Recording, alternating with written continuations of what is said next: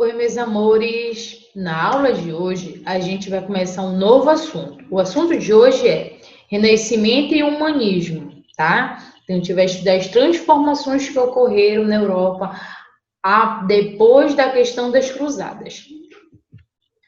Vamos começar pelo contexto. É necessário a gente começar, né, mostrando para vocês, pegando algumas coisas de lá de trás para agora. A transição do feudalismo para a Idade Moderna. Então, imaginem só, que a época do feudalismo a gente chama de Idade Medieval. Depois, a crise do feudalismo a gente chama de Baixa Idade Média. E após essa questão, nessa transição lá desse período do feudalismo, né, para onde a gente vai ter o Renascimento, a gente vai chamar de Idade Moderna, né, as modificações. Tia, mas como assim? Lá na Idade Média, a gente tem a questão do senhor feudal, dos seus servos, né, daquela organização, da questão que, durante a questão do feudalismo, existe a questão das pessoas não terem acesso à questão de arte, a questão de escola, de ler, de escrever, essas coisas assim. E já na Idade Moderna, não. Há a questão de renascer. O renascimento, ele quer dizer que renascer, e tentar entender o mundo que as pessoas vivem, tá? Então, é um processo de modificação que ocorre, tá? Já na Idade Moderna, a gente tem a questão do renascimento, a questão de pinturas, a questão de várias transformações sociais que vão ocorrer na Europa, tá? A Igreja Católica foi uma das instituições que mais se beneficiou no feudalismo. É claro que sim, né, tia? A Igreja Católica, durante o feudalismo, como eu já até falei em outras aulas para vocês, a Igreja Católica, ela era, né, ela se beneficiou muito do feudalismo. De que forma? Por quê?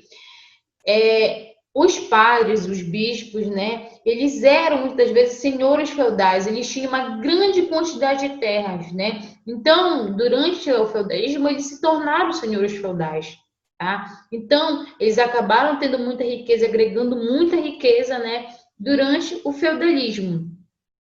A Igreja Católica tinha muita influência e detinha controle cultural.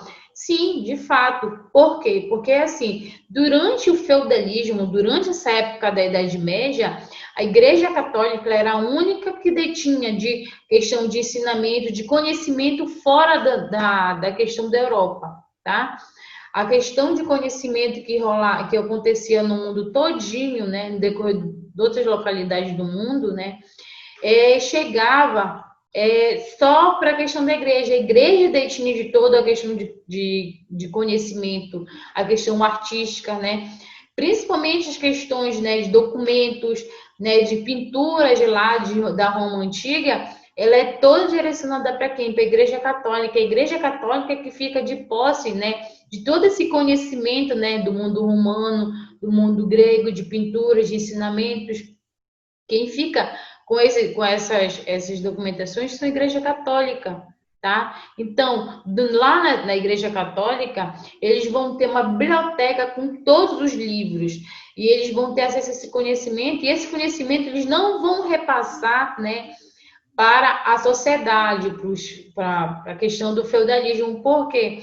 Porque, assim, a Igreja Católica, ela conseguiu nesse período, né, impor para as pessoas o cristianismo, impor que as pessoas acreditassem naquela doutrina. Então, a Igreja Católica, ela ditava, ela só falava o que beneficiava para ela, tá? Com o fim com o fim da Baixa Idade Média, houve várias transformações sociais. A Igreja perdeu um pouco do seu poder.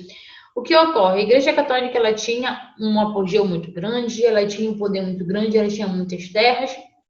Só que, com a questão da peste negra, a Igreja Católica começou a dizer que as pessoas pegaram a peste negra porque elas tinham pecado, porque Deus estava castigando aquelas pessoas.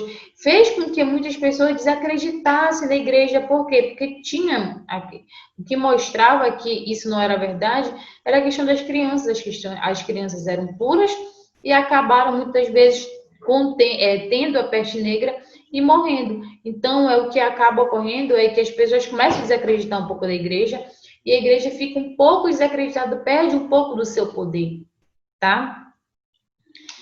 E aí também a gente tem o quê? Esse renascimento é a questão da busca do conhecimento, da busca de saber, da busca de entender o mundo que se vivia, tá?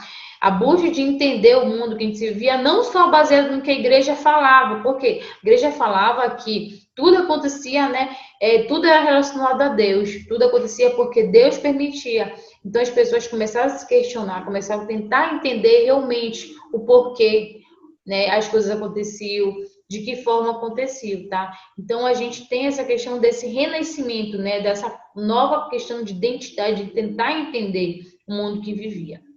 Com o renascimento científico e cultural, a arte, a política e a ciência passaram a ser entendidas de formas profundas dentro do universo social em que a Europa estava. Então, a partir dessa questão do renascimento, né, se tem a questão das pessoas começarem a entender, né, a questão de artes, né, começarem a ter acesso às artes, terem acesso a questões políticas, né, começarem a se envolver nas questões políticas, passar a entender a questão da ciência, né, principalmente a questão da ciência, a questão do corpo, tentar entender o corpo. A gente vai estudar mais lá na frente, né, cientistas que vão tentar entender como é que era o nosso corpo, como é que funcionava, como é que era organizado, quais eram os órgãos que existiam, né? Porque até então não se tinha estudo sobre essas questões.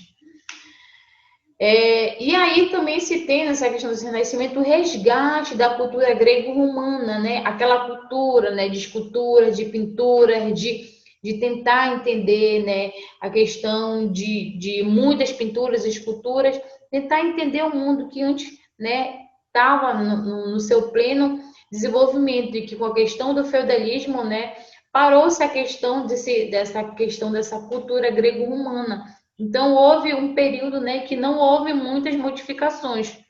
Os renascentistas entendiam que durante a Idade Média houve uma estagnação, né? Então, assim, a ideia é que durante a Idade Média houve a estagnação, aquele momento no qual não se houve tanto desenvolvimento, não se houve uma questão, né, de conhecimento, de tentar entender, principalmente questão, né, de artes. Não houve desenvolvimento de artes, de pinturas, né? Então, a gente não tem muitos autores, pintores, né, na Idade Média. A gente não tem a questão das pessoas saberem ler, saberem escrever, né? E aí não se tem a questão de conhecimento científico, né, cultural. Então, para os historiadores, dizem que a Idade Média foi um momento de estagnação. A Europa, por um bom tempo, parou, né? Só viveu aquilo e tudo mais, e tudo aquilo que a Igreja Católica fazia imposição para as pessoas. O Renascimento foi determinante para que a sociedade experimentasse uma nova fase social, né? Por que uma nova fase social? Porque antes as pessoas não tinham a questão de terem conhecimento sobre o mundo que viviam. E agora se tem uma nova fase social. Por quê? Porque as pessoas começam agora a tentar se questionar os porquês da vida, por que ocorria isso, por que ocorria aquilo, né? Então se tem uma nova chegada de uma nova fase social. Na área científica, os estudos dos astrônomos Nicolau Copérnico foram de grande importância para se pensar em um mundo totalmente diferente daquele defendido pela igreja, né? Então, assim, esse astrônomo ele vai desenvolver a questão, né, da Terra, a rotação da Terra, como é que ocorria, né? De como é que se movimentava a Terra, como é que era o universo, a questão de se a Terra ela era redonda, se ela era quadrada, né? Então, se tem a questão de um estudo, de tentar entender o universo que se vivia. A gente também tem Galileu, que afirma a teoria de Copérnico, de que a Terra rodava em volta do Sol, porém foi perseguido pela Igreja. Então, a gente também vai ter a ideia de Galileu defendendo que a Terra ela é redonda, né? E que a Terra fica em volta do Sol todo o tempo, né? Só que essa ideia que ele vai defender vai ser uma ideia que vai ser atacada pela igreja. Por quê? Porque a igreja, ela, né, como eu falei para vocês, ela falava só o que beneficiava para ela, e isso não beneficiava para ela. Por quê? Porque a igreja, a base dela é toda a questão de Deus, né? Deus fez, Deus formou tudo. Então, isso é de contra com a ideia da igreja. E aí Galileu acabou sendo perseguido, tá? Ele foi tão perseguido que a Igreja Católica fez com que ele ficasse com medo e fosse a público dizer que não, que aquilo era tipo uma brincadeira dele, que não era verdade o que ele estava falando.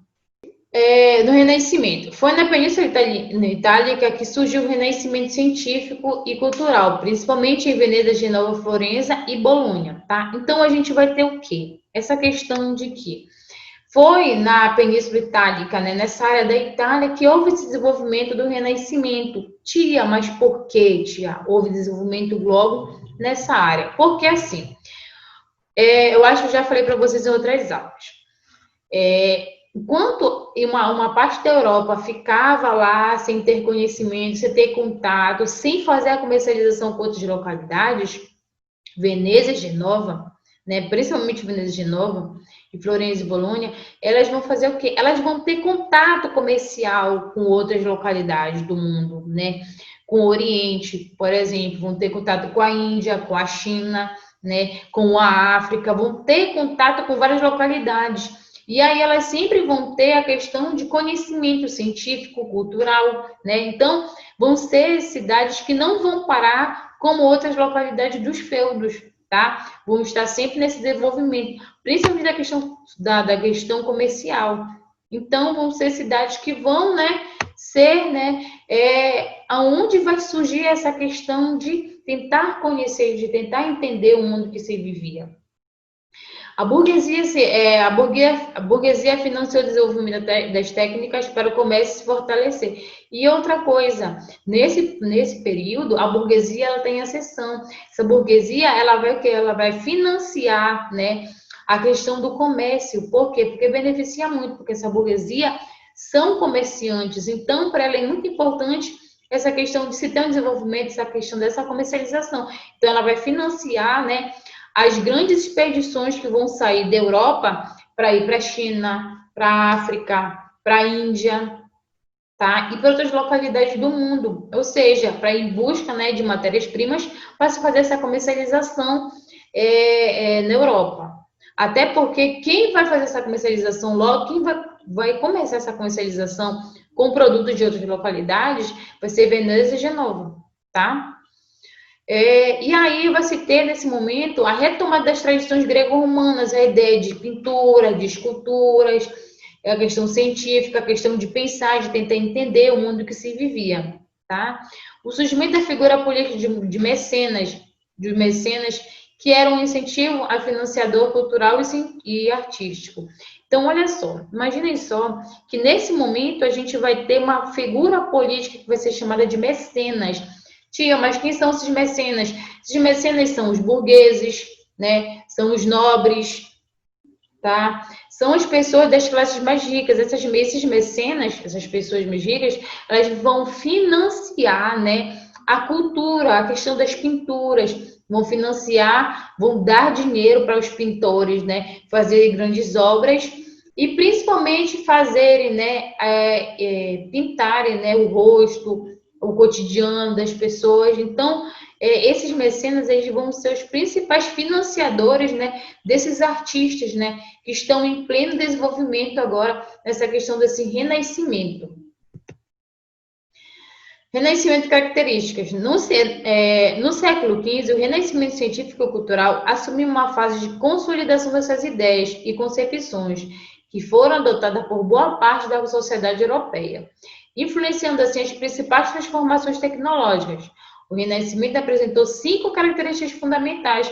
Então, é nesse período que vai se ter o quê? Né? A questão da volta da cultura grego-romana, a questão de tentar entender o mundo que se vivia, a questão de se questionar, né? Se aquilo que a igreja falava de fato ocorria mesmo, né? Por quê? Porque agora as pessoas começaram a tentar entender, começar a passar a ter acesso a conhecimento e começar a se questionar sobre algumas coisas.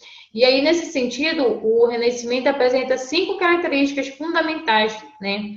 A gente vai ter a primeiro, o antropocentrismo, o homem no centro das atenções, o homem passa a ser visto como medida de todas as coisas, como um ser criativo, virtuoso e capaz de alcançar a glória. Na época medieval, predominava o teocentrismo, tudo convertido para Deus. Tudo convertido para Deus, né? Então, imaginem só que nesse antropocentrismo, a ideia é que o homem ele é capaz de, né, desenvolver, né? O homem é capaz de ter ideias criativas, de ser virtuoso, né, de ter um poder, né? Já lá na Idade Média, essa ideia ela é toda voltada para a questão cristã, né? Que é Deus que mede, é Deus que dá o sol, a lua, é Deus que dá o dia, né? É Deus que controla a natureza e tudo mais. Então, lá na Idade Média se tem a ideia de que tudo é voltado em relação a Deus. Já no Renascimento, não. A ideia de que o homem ele pode ter um desenvolvimento, ele pode, né, tá à frente, né, ser criativo, fazer tudo que fosse possível. Também, uma das características mais fortes que vai ter uma grande influência é a questão do racionalismo, né? A visão marcou bastante a ruptura com o pensamento católico. O pensamento humano e científico passou a ser baseado não mais nos princípios religiosos, teocentrismo, mas na experiência, na investigação, tendo o ser humano como centro para o estudo e pesquisa do antropocentrismo, né? Então, a ideia do que? De um racionalismo, da pessoa pensar e tentar entender o que realmente está acontecendo, né? De tu parar e pensar assim, mas será que, exemplo, mas será que realmente houve, um exemplo que a gente pode dar, né? Houve Adão e Eva, né? Será mesmo? Tem alguns vestígios deles, né? Tem alguma coisa que prove mesmo ele? Por quê? Porque a ideia, digamos, de Adão e Eva, ela é muito voltada para a questão religiosa, que está escrito lá na Bíblia. Só que comprovadamente mesmo saber restos mortais deles, alguma coisa, né? Alguma coisa que comprove mesmo a existência deles, não tem até hoje em dia. A única coisa que temos é a Bíblia, né? O livro, né, que é digamos assim, de parte católica. Então, a ideia de um racionalismo, tentar entender, de buscar saber se realmente tentar comprovar se aquilo realmente aconteceu ou não aconteceu. Então, é uma das bases que vai ser muito direcionada ao Renascimento, é essa questão do racionalismo. Pensar, tentar entender e tentar comprovar, de fato, se ocorreu ou não ocorreu algo. A gente também vai ter o individualismo, valoriza-se a capacidade individual e a arte e o talento de cada pessoa, né? Então, a questão de valorizar a capacidade individual, né? Aquela pessoa de ter aquele talento, né? De pessoa para pessoa. A gente é diferente de hoje, né? A gente, na nossa sociedade, hoje, do século XXI, a gente entende como individualismo aquela pessoa que é egoísta, aquela pessoa que quer só para ela as coisas. Mas lá não, você tem essa ideia de talento, né? De ter um talento, né? Da pessoa, ela própria desenvolver algo, digamos, na questão da arte, coisas magníficas, né? Ideias. A gente tem o hedonismo, né? A visão segundo a qual o corpo é fonte da beleza e de prazer na época medieval. O corpo era visto como fonte do pecado. Então, a ideia de que o corpo, ele é algo divino, ele é algo bonito, né? A beleza, se vê a beleza. Então, vão se ter, vários artistas vão, digamos assim, pintar, né, a ideia de um corpo bonito, um corpo sarado, um corpo bem bonito, estruturado e tal. Já na Idade Média, você tem a questão de que, né, antes se pensava que o corpo é fonte do pecado. É muito relacionado à questão de um pecado, né, que uma pessoa vai fazer e tal, que a pessoa pode usar o corpo como uma forma de pecado e tudo mais. Uma nova visão do tempo. O tempo pertence ao homem, este deve usá-lo em seu benefício próprio, até mesmo para enriquecer, né? Então, se tem a ideia que o tempo pertence ao homem, então o homem vai fazer o que ele bem entende. Exemplo, a gente pode entender que o homem ele pode trabalhar, exemplo, 24 horas por dia, porque o tempo é dele, né? Ele está gastando o tempo dele. Já lá na Idade Média se tinha a ideia do que o tempo não era do homem, o tempo era de Deus, né? E que a pessoa, né, não poderia usar o tempo para enriquecer, porque o tempo ele é de Deus. O humanismo, em um momento de diversas transformações políticas, sociais, econômicas e culturais, né? Então se tem a ideia do humanismo nessa questão, né? De diversas transformações políticas, vão ter várias transformações políticas. Nesse momento, a gente tem a seção, né? A burguesia, a gente tem a seção, a nobreza, tá? A gente tem a questão sociais, né? De ter uma organização social, a questão da economia, né? que vai ser muito voltada para a questão da comercialização, a questão cultural, que vai ter agora um apogeu, né, uma melhor transformação, as pessoas vão ter mais acesso às culturas, vão começar a tentar entender, né, o mundo que viviam. A igreja tenta resistir contra essas ideias teocêntricas, né? Então, a igreja, nesse período, ela vai entrar em grande embate com essas ideias de renascimento, dessa ideia do humanismo. Por quê? Porque essas ideias, elas tiram a autonomia da igreja católica, elas tiram o poder que a igreja católica tinha sobre as pessoas. Por quê? Porque a igreja católica justificava tudo em relação a Deus. E essas ideias não, elas justificam, né?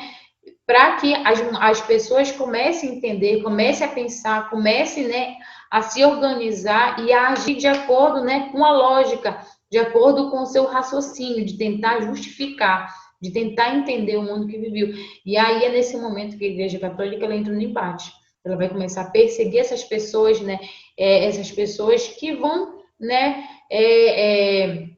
essas pessoas que vão começar, né, a colocar força nessas ideias, né? Principalmente as ideias humanistas. Nasce uma importante figura medieval, o intelectual, que via da venda de conhecimento. Então, nesse momento, há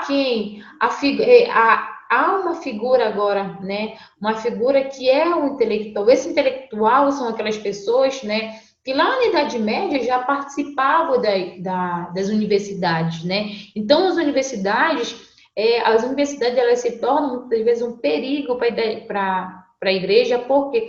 Porque nessas universidades se tem a questão de discussões, de tentar entender o mundo que vive e tudo mais, né?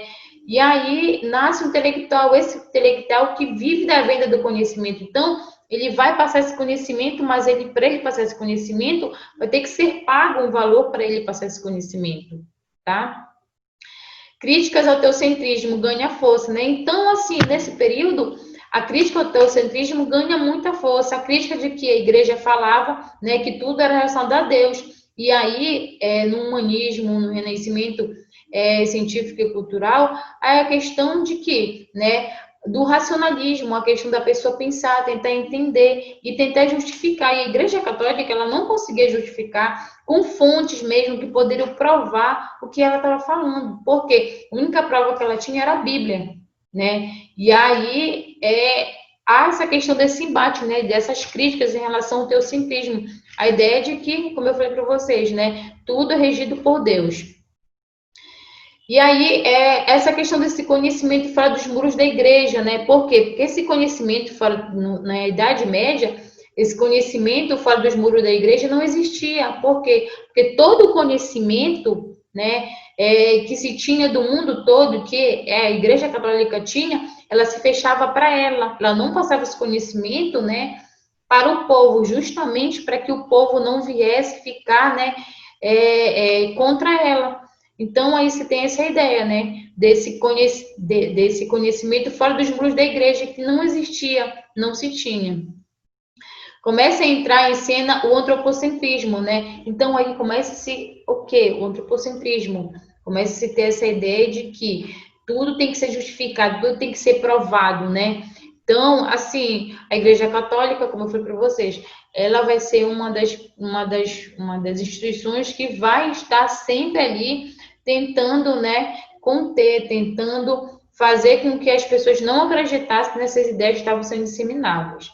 Desse novo modelo nasce o intelectual, o humanista, né? Esse humanista que ele vai fazer o desenvolvimento do quê? Né? De tentar colocar para o povo que leia, que tenta entender, que conheça o mundo que vive e que a ideia que prevaleça a questão do racionalismo, né? Da pessoa tentar buscar o conhecimento através das leituras, através das pinturas, para que as pessoas começassem, né, a ter um outro olhar do mundo.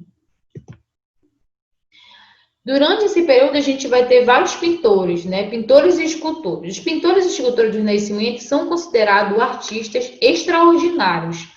Eles introduziram inovações que marcaram a história da arte, entre as quais cabe citar, né? Então, o que vai ocorrer? Nesse período, vão se ter vários pintores e escultores com visões totalmente diferentes, né?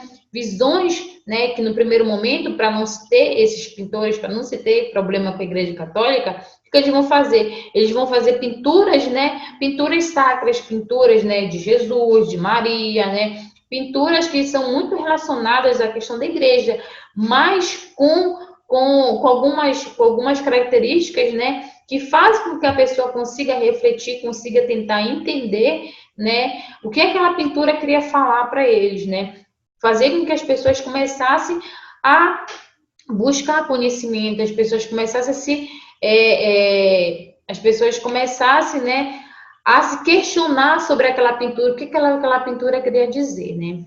E aí a gente tem um realismo na presença das figuras humanas, né? Então a gente vai, como eu falei para vocês, a pintura na questão de pintar, né?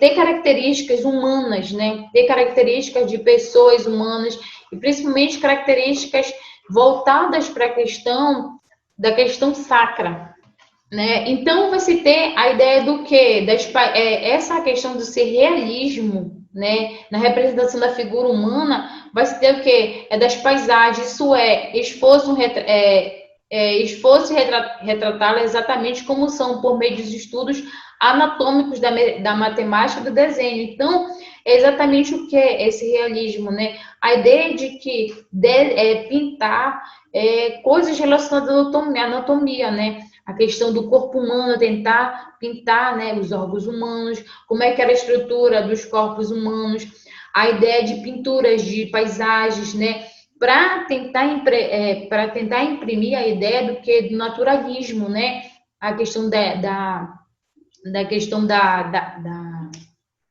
natureza, pintar coisas relacionadas à natureza também, né? E aí a gente tem também o domínio da perspectiva, né?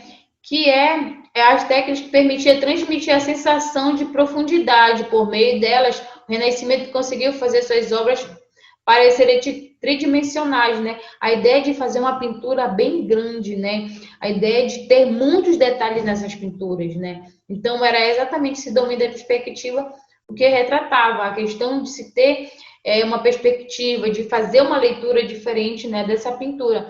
Uma das pinturas que vão ser muito usadas vão ser a Santa Ceia, né? A ideia, né, de Jesus com seus apóstolos lá naquele momento, né? Então vão ser pintadas para dar a ideia de tridimensional, ou seja, a união, né, de três pinturas, né, para se fazer só uma, como se fosse, como a gente diz hoje, como se fosse um mosaico, né? Então a ideia de ser uma pintura bem grande que dê a ideia de conhecimento, né, dessa pintura. E a iniciativa dos artistas é pintar-se a si próprio, autorretrato. Então, na história a gente vai ter vários artistas que vão pintar, né, a si próprio, né? Vão se idealizar, vão pensar, né? Tentar entender, né, a sua perspectiva e aí passar a sua visão, né, de si próprio nas suas pinturas. Entre os grandes nomes das pinturas renascentistas italianas estão Giotto, Sandro Botticelli, Leonardo da Vinci, Rafael Sanzio e Michelangelo Buonarroti. Tá? Então, a gente vai ter vários pintores e escultores, né, que são muito conhecidos, tá? No mundo de hoje, né? Até hoje são pintores que têm uma influência muito forte, muito grande na sociedade que a gente vive hoje em dia, tá? Uma das pinturas, né? Essa primeira pintura aqui, ó, ela é do Giotto, né? Que vai fazer impressão que, se vocês perceberem, essas pinturas elas são muito voltadas para a questão, né, do cristianismo. Por quê? Porque assim, esses artistas eles não queriam ter tanto problema com a Igreja Católica, porque a Igreja Católica ela é uma das instituições que também vai financiar essas pinturas, tá? Porque vão se ter várias pinturas dessas em várias igrejas católicas na Europa. Então, para não romper diretamente logo com a Igreja Católica, esses artistas acabam fazendo o quê? Acabam fazendo pinturas, né, que são muito voltadas para a questão cristã. Então, aí você pode ver aqui, ó, né, essa questão, né, olha, que a gente tem de Giotto, né, a pintura de Giotto, Jesus deitado e várias pessoas, né, os seus discípulos ao redor ali, né? Ele ajudando. A gente tem a questão aqui de Maria, né? A ideia de que ela a impressão dela, né? Uma impressão muito mais responsável, né? Com Jesus no colo, José, né? Então, e assim, o que eles tentam imprimir também nessa questão? A questão da natureza também, que é algo que também eles vêm explicar. Então, em cada pintura dessas, eles vão imprimir a ideias renascentistas nessas pinturas. A gente tem do Leonardo da Vinci, né, a Mona Lisa, que também vai trazer um ar, né, de conhecimento. A Mona Lisa, que é uma das pinturas mais famosas do mundo. A gente também tem, né, essa pintura que vai refletir as ideias, né, de organização, como é que ele se organizava, a questão da intelectualidade, de tentar entender, né, das discussões que ocorriam. E a gente tem nessa pintura, né, que é a pintura que diz que faz o contato, né, do homem com Deus, né? Aquela famosa pintura que se tem o contato do homem com Deus, né? Para dizer que o homem ele pode sim ter um contato com Deus, tá? E eu espero que vocês tenham gostado. Na semana que vem a gente continua a segunda parte desse assunto, tá, meus amores? Beijinhos. Tchau.